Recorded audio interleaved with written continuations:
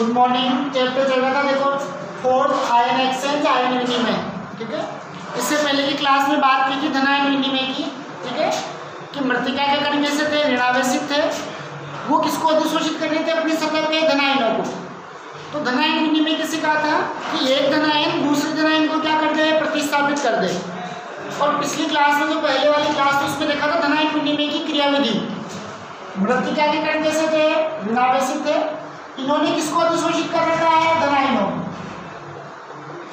ठीक है, जब इनमें कोई वैद्युत अपघट्य मिला दे, जैसे मान लो NaOH को मिला दिया, ये वैद्युत अपघट्य किसमें टूटेगा, धनायन और ऋणायन में। तो इस वैद्युत अपघट्य का जो धनायन है भाई, ये पहली परत तो कैसी थी, स्थिर, और ये दूसरी परत कैसी है धनायन की, गतिशील। ये लगातार क्या करती रहती है, गति करेगी, दोलन करेगी। तो जो वैद्युत अपघट्य मिलाया था वो वैद्युत अपघट्य इन दोनों परतों के बीच में आ जाएगा, और धीरे धीरे ये वैद्युत अपघट्य क्या का जो धनायन है वो क्या हो जाएगा, इसकी सतह पे अधिशोषित हो जाएगा, और ये धनायन सतह से क्या हो जाएगा, मुक्त हो जाएगा। यानी एक धनायन ने दूसरे धनायन को क्या कर दिया, प्रतिस्थापित कर दिया। तो ये क्रियाविधि तो किसकी थी, धनायन विनिमय की। और धनायन विनिमय यानी किसकी बात कर रहे थे, जो क्षारीय आयन है, जैसे Ca+2, Na+, Mg+, ठीक है, NH4+, ठीक है, K+, ये सारे आयन कैसे हैं, भास्मिक आयन। कैसे हैं, भास्मिक आयन, यानी कैसे हैं प्रकृति में, क्षारीय। तो जो धनायन थे उनकी प्रकृति कैसी मानते हैं, क्षारीय प्रकृति मानते हैं। सभी धनायनों की नहीं, जैसे बात करें कैल्शियम, पोटेशियम, सोडियम, मैग्नीशियम। ठीक है, कुछ धनायन है जो अम्लीय आयन के रूप में माने जाते हैं, जैसे एल्यूमिनियम है, आयरन है, FeAl, ये किसके रूप में माने जाते हैं, अम्लीय आयन के रूप में। ठीक है, यानी इसको किसके रूप में देखते हैं, ऋणायनों के रूप में। ठीक है, तो बात करेंगे देखो ऋणायन विनिमय की।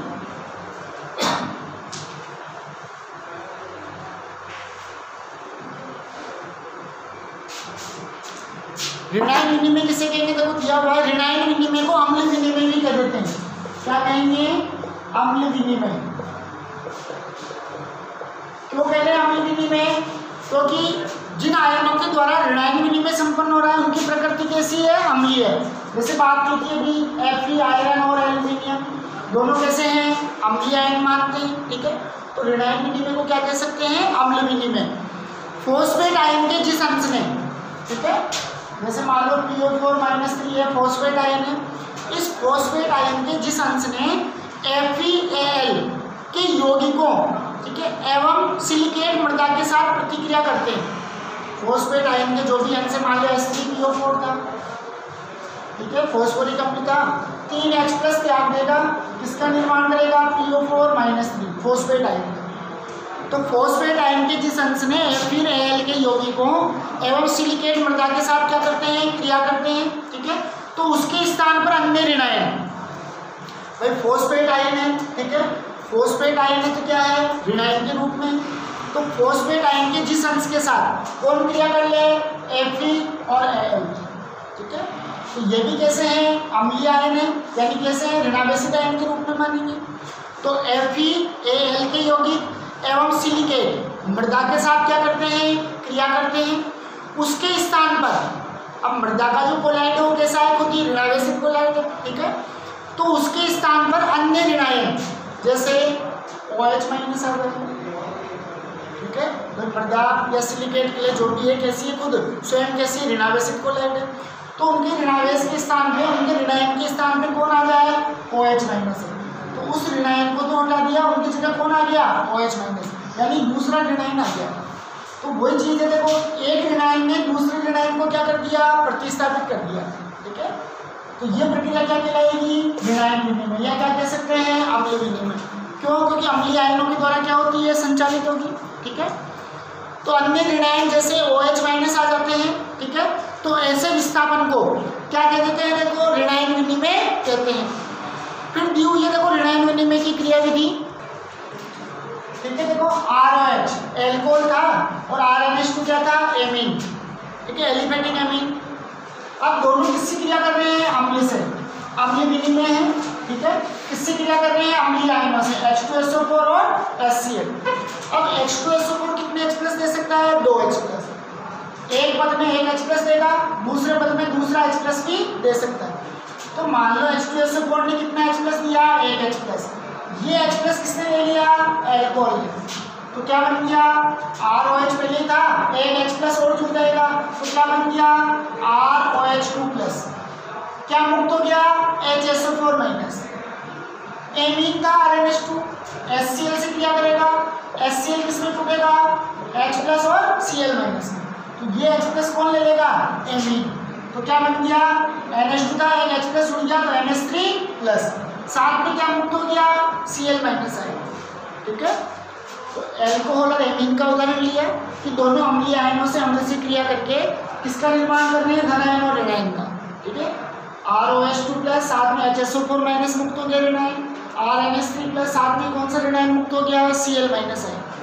तो इस स्थिति में ऋण आयन मृदा विलयन में अन्य ऋण आयनों के बदले में एल्कोहल और एमीन ने क्रिया की, क्या मुक्त कर दिए? ऋण आयन। अब मृदा का जो विलयन है या मृदा में जो अन्य ऋण आयन है वो इनके द्वारा क्या हो सकते हैं? प्रतिस्थापित हो सकते हैं। ये आयन, ये ऋण आयन उन ऋण आयनों को हटाकर क्या हो जाएंगे? उनके स्थान पर अधिशोषित हो सकते हैं, चिपक सकते हैं। तो दिया हुआ है देखो, इस स्थिति में ऋण आयन मृदा विलयन में अन्य ऋण आयनों के बदले में विनिमय करेगा, यानी ये ऋण आयन उनके स्थान पर चले जाएंगे, उन ऋण आयन को क्या कर देंगे? उस स्थान से हटा देंगे, प्रतिस्थापित कर देंगे। इस प्रकार मृदा में क्या होता है? ऋण आयन विनिमय की घटना होती है कि एक ऋण आयन दूसरे ऋण आयन को क्या कर देगा? प्रतिस्थापित कर देगा। ठीक है, ऋण आयन कहाँ से उत्पन्न हुए? इनकी क्रिया से। एल्कोहल एमीन ने अम्ल से क्रिया की, क्या उत्पन्न कर रहा है? ऋण आयन उत्पन्न कर रहा है। ये ऋण आयन मृदा विलयन के ऋण आयनों को हटाकर उनके स्थान पर क्या हो जाएंगे? उनका स्थान ग्रहण कर लेंगे और उन ऋण आयनों को बाहर निकाल देंगे। यानी कौन सी प्रक्रिया संपन्न होगी? ऋण आयन विनिमय।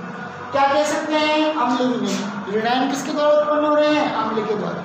ठीक है, फिर दिया हुआ देखो, ऋण आयन विनिमय मुख्य रूप से एक पीएच परतंत्र का कार्य होता है। ठीक है, पीएच स्केल किसके ऊपर आधारित है? वही अम्ल और क्षार। पीएच स्केल कहाँ से कहाँ तक? 0 से 14 तक। 0 से 7 से पहले तक अम्लीय मानते हैं, 7 उदासीन है, 7 से आगे। ठीक है, यानी 7.1 से लेके 14 तक कैसी हो जाएगी? क्षारीय। तो ऋण आयन विनिमय के विपरीत ऋण आयनों को रखने की क्षमता किसके साथ बढ़ती जाती है? अम्लता के साथ। तो ऋण आयन विनिमय क्या है? अम्ल विनिमय। तो जैसे जैसे अम्लीय गुण बढ़ेंगे वैसे वैसे ऋण आयन विनिमय की प्रक्रिया भी क्या होती जाएगी? बढ़ती जाएगी। ठीक है भाई, अम्लीय गुण बढ़ रहे हैं, H प्लस त्यागने का गुण बढ़ेगा, लेकिन ऋण आयन बनाने की प्रवृत्ति क्या होगी? अधिक होगी। जो अम्ल जितना जल्दी से H प्लस त्यागेगा वो उतना जल्दी किसका निर्माण करेगा? ऋण आयन का। और जैसे ही ऋण आयन बनेगा वो मृदा विलयन के ऋण आयन को क्या कर देगा? प्रतिस्थापित कर देगा। ठीक है, तो जैसे जैसे पीएच का मान घटता है यानी अम्लीय प्रवृत्ति बढ़ती है, ऋण आयन विनिमय क्या होता जाता है? बढ़ता जाता है। ठीक है, अगला टॉपिक दिया हुआ है देखो, मृदा की धन आयन विनिमय क्षमता यानी CEC, केटायन एक्सचेंज कैपेसिटी। ठीक है, जो भी मृदा है चाहे ह्यूमस के रूप में है, ठीक है, तो मृदा के जो कोलाइड है 2 प्रकार के हो सकते हैं, तो कार्बनिक या अकार्बनिक। कार्बनिक में ह्यूमस और अकार्बनिक में सिलिकेट क्ले। तो चाहे ह्यूमस के रूप में है, ठीक है, मृदा, या किसके रूप में है? सिलिकेट क्ले के रूप में।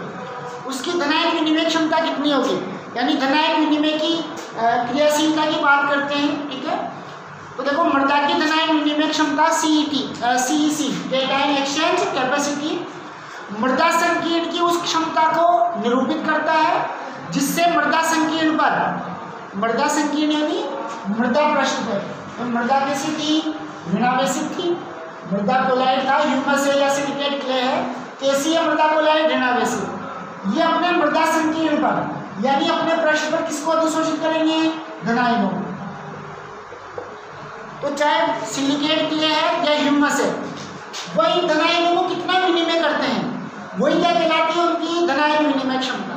ठीक है, तो दिया हुआ है देखो, किसी भी मृदा की CEC मृदा संकीर्ण की उस क्षमता को निरूपित करती है जिससे मृदा संकीर्ण पर अधिशोषित धन आयनों की संपूर्ण मात्रा क्या होती है? कम प्रकट होती है। जो जितने धन आयन अधिशोषित है, जितना विनिमय होता जाएगा उतने धन आयन इस मृदा संकीर्ण से क्या होते जाएंगे? हटते जाएंगे, और नए धन आयन क्या होंगे? अधिशोषित हो जाएंगे। मान लो K+ अधिशोषित है, इसमें क्या मिला दिया, वैद्युत अपघट्य NaOH, तो इस K प्लस को तो हटा देगा, कौन आ जाएगा इसकी जगह Na प्लस, ठीक है, सोडियम आयन आ जाएगा। CEC को किसमें प्रकट करेंगे, देखो पूछा हुआ क्वेश्चन है भाई, धनायन विनिमय क्षमता की इकाई क्या होती है, और बताई भी थी सेंटीमोल पर किलोग्राम। ह्यूमस के लिए इनके लिए पड़ी थी, तो ह्यूमस की तो कितनी थी, 150 से 300 सेंटीमोल पर किलोग्राम थी, ठीक है, कार्बनिक क्लोराइड में। और अकार्बनिक की कितनी थी, 3 से 100, अकार्बनिक के लिए तो 3 से 100 सेंटीमोल पर किलोग्राम, और कार्बनिक के लिए कितनी थी, 100 से 100 या 150 से 100 से 300 सेंटीमोल पर किलोग्राम, ठीक है। तो इकाई ध्यान रखनी है भाई, CEC की इकाई क्या होगी, सेंटीमोल पर किलोग्राम, ठीक है। इकाई द्वारा प्रदर्शित करते हैं। 1 किलोग्राम परिभाषा दे रखी, देखो 1 किलोग्राम शुष्क मृदा द्वारा, ठीक है, 1 किलो क्या है, मृदा कैसी है, शुष्क है, यानी उसके ऊपर कोई नमी उपस्थित नहीं हो, ठीक है। तो 1 किलोग्राम शुष्क मृदा द्वारा अधिशोषित H+ आयन, मान लो 1 किलोग्राम मृदा के कण है, कैसे हैं, ऋणावेशित हैं, किसको अधिशोषित कर रखा है इन्होंने, H+ आयन को, यानी धनायन को अधिशोषित कर रखा है। तो 1 किलोग्राम शुष्क मृदा द्वारा अधिशोषित H+ आयन अथवा इसके समतुल्य H+ हो जाए, Na+ हो, K+ हो, Ca+2 हो, कोई सा भी अन्य धनायन हो सकता है। ये तो उदाहरण लिया H+ का, इसके समतुल्य अन्य धनायन भी हो सकते हैं। तो 1 किलोग्राम शुष्क मृदा द्वारा अधिशोषित H+ आयन या इसके समतुल्य किसी अन्य धनायन की अधिशोषित मात्रा, ठीक है, मृदा ने अपनी सतह या पृष्ठ पे कितने H+ आयन का अधिशोषित कर रखा है, या कितने अन्य धनायनों को अधिशोषित कर रखा है, जो भी है, ठीक है, किसी अन्य धनायन की अधिशोषित मात्रा उस मृदा की क्या कहलाएगी, CEC। 1 किलोग्राम मृदा है, कैसी है, शुष्क है, उस 1 किलोग्राम शुष्क मृदा ने अपनी सतह पे कितने H+ आयन को अधिशोषित कर रखा है, या कितने अन्य धनायनों को अधिशोषित कर रखा है, वही क्या कहलाती है उसकी CEC, कैटायन एक्सचेंज कैपेसिटी। वह जितने धनायनों को अधिशोषित करेगा उतने धनायनों का क्या करेगा, विनिमय कर सकता है। मान लो 10 H+ आयनों को कर रहा है, अधिशोषित किया हुआ है, तो विनिमय भी कितने धनायनों का होगा, 10 धनायनों का ही होगा, ठीक है। तो 1 किलोग्राम शुष्क मृदा ने जितने H+ आयन या अन्य धनायनों को अधिशोषित किया हुआ है, वही क्या है उसकी CEC। जिस मृदा की धनायन विनिमय क्षमता जितनी अधिक होती है, ठीक है, वो उतना ही क्या कर सकती है, अधिक धनायन धारण कर सकती है। भाई इसकी धनायन विनिमय क्षमता कितनी है, 10 है, यानी कितने धनायन धारण किए हुए हैं, 10 ही किए हुए। दूसरी मृदा है जिसने कितने धनायन धारण किए हुए हैं, 20, तो इसकी धनायन विनिमय क्षमता कितनी हो जाएगी, 20 होगी। 20 धनायनों को क्या कर सकती है, ये विनिमय कर सकती है। तो जितनी धनायन अधिशोषण की क्षमता ज़्यादा होगी उतनी ही CEC की वैल्यू भी क्या हो जाएगी, ज़्यादा हो जाएगी। फिर देखो धनायनों को धारण करने की क्षमता, ठीक है, भाई अलग अलग मृदा है, ठीक है, बलुई मृदा है, काली मृदा है, जलोढ़ मृदा है, ठीक है, या कहें अकार्बनिक या कार्बनिक क्लोराइड के रूप में, तो उनमें धनायनों को अधिशोषित करने की क्षमता भी क्या होगी, अलग अलग होगी। जैसे देखा था अकार्बनिक में कितनी होती है, 3 से 100 होती है धनायन विनिमय क्षमता, जबकि कार्बनिक में कितनी होती है, 100 से 300 या 150 से 300 सेंटीमोल पर किलोग्राम। तो अलग अलग मृदाओं में धनायनों को अधिशोषित करने की क्षमता भी क्या होती है, अलग अलग होती है, ठीक है। किसी मृदा की धनायन विनिमय क्षमता 10 सेंटीमोल पर किलोग्राम है, उस मृदा के, अब देखो धनायन विनिमय क्षमता कितनी है, 10 सेंटीमोल पर किलोग्राम, ठीक है, यानी क्या कह सकते हैं कि उस मृदा के 1 किलोग्राम, परिभाषा में लिया था 1 किलोग्राम शुष्क मृदा, यानी उस मृदा के 1 किलोग्राम में 10 सेंटीमोल H+ आयन, कितने सेंटीमोल, 10 सेंटीमोल, भाई किसमें ले रहे हैं, पर किलोग्राम में। तो कहा था कि 1 किलोग्राम शुष्क मृदा है, क्योंकि इकाई क्या है, पर किलोग्राम।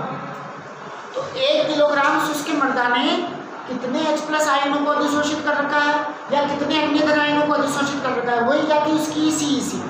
अब मान लो किसी मृदा की CEC कितनी है, 10 सेंटीमोल पर किलोग्राम, यानी 1 किलोग्राम मृदा ने कितने H+ आयन को अधिशोषित कर रखा है, 10 सेंटीमोल आयन, मान लो किसी की 100 सेंटीमोल पर किलोग्राम है, तो यानी 1 किलोग्राम मृदा ने कितने H+ आयनों को या दूसरे आयनों को अधिशोषित किया है? 100 सेंटीमोल।